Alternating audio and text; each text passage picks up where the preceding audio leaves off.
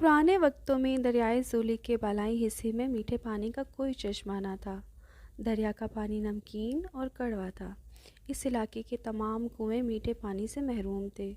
गर्ज ये कि मीठा पानी दूर दूर तक दस्तयाब नहीं था और वहाँ के लोग पुश्तहा पुश्त से नमकीन और तल्ख पानी पर गुजारा कर रहे थे, जिसकी वजह से इनके आज़ा नहीफ हो गए थे। अगर कभी किसी का दिल मीठा पानी पीने को चाहता तो इसे तकरीबन 30 मील दूर जाना पड़ता। मीठे पानी की बाल्टी सोने के भाव बिकती थी। पुराने ज़माने से लोगों में एक अजीब व गरीब पेशन गोई का चर्चा हो रहा था। लोगों सुनो, तुम सब जो पानी के मुतलाशी हो, पत्थर के मींढे के होंठों से साफ शफाफ मीठे पानी का चश्मा फूटेगा।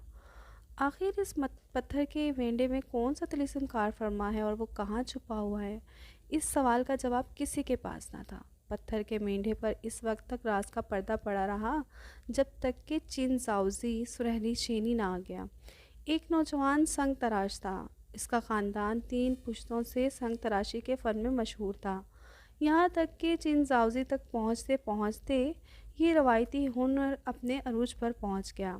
अगर वो पत्थर पर पौधे तराशता तो एक एक पत्ती में जान पड़ जाती।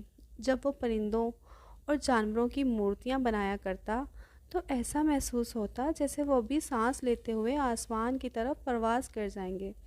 इसकी बनाई हुई पत्थर की चक्कियों से बर्फ़ जैसा सफ़ेद आटा निकलता था। गर्ज ये कि दूर दूर तक इसकी तख्लीकी सलाहियत का चर्चा होता था।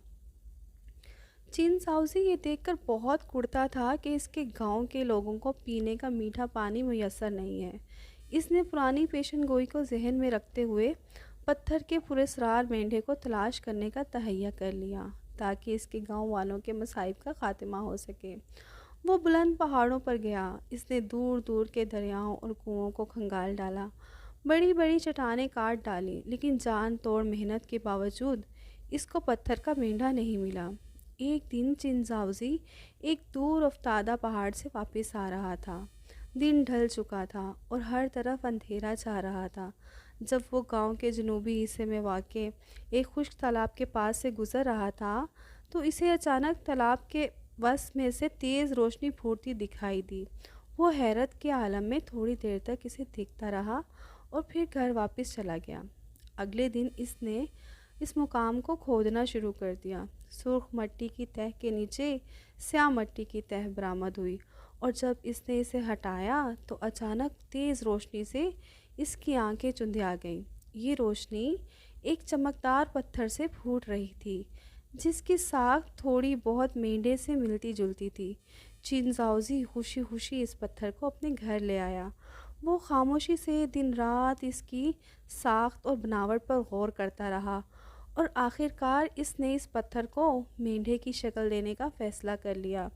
संग तराश के औजार हरकत में आ गए। वो दिन रात इसी धुन में लगा रहा, हत्ता कि बेशुमार छेनियाँ कुंद हो गईं।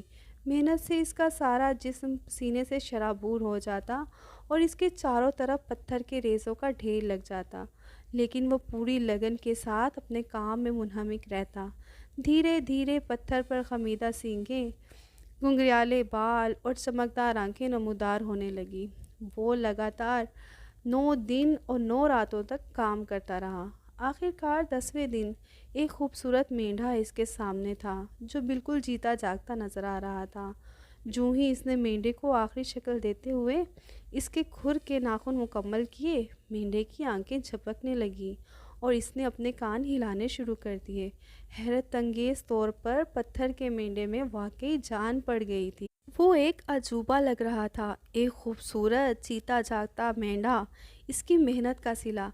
छोटे मेंढे ने अपना मुंह खोला और चिंजावजी से यूं बोला, चिंजावजी मेरे भाई, तुमने मुझे तराशने के लिए बहुत मेहनत की है, इसलिए मैं तुम्हें इसका सिला देने की पूरी कोशिश करूँगा। अगर तुम सोना चाहते हो तो मैं सोना ला दूँगा और अगर तुमको चांदी चाहिए तो मैं चांदी ला दूँगा।